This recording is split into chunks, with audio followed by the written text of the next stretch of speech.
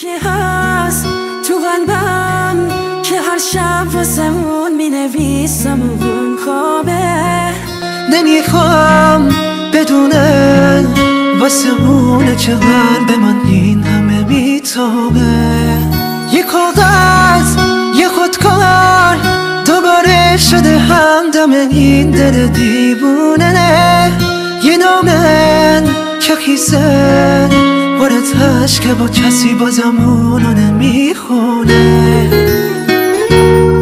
یه روز اینجا توی اتاقم یه دفعه گفت داره میره. چیزی نگفتم آخه نخواستم دلشو بازه بگیره. گریه میکردم درو که میبست میدونستم که میمیرم. اون عزیزم بود نمیتونستم جلوی راشو بگیرم. میترسم یه روزی برسه که اونو نبینم بمیرم تنها. خدایا کمک کن نمیفهم بدونه داره جون میکنن اینجا. سکوت اتاقا داره میشکنه تیک تاک ساعت رو دیوار. دوباره نمیفهم چه باور من که دیگه نمیاد انگار.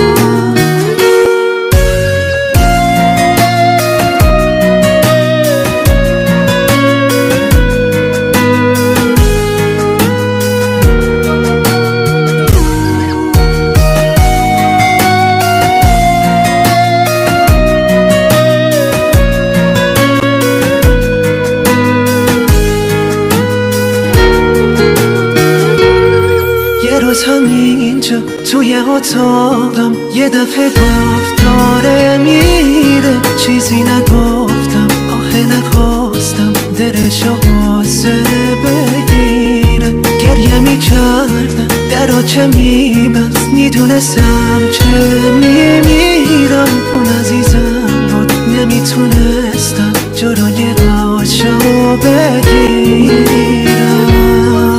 یکی هست تو قلبم که هر شب واسه اون مینویسم اون خوابه.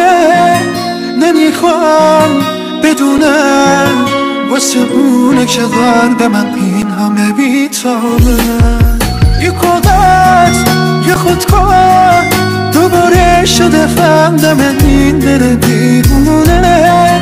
یه نامن که خیزن بولت عشقه و کسی بازم اونو نمیخونه.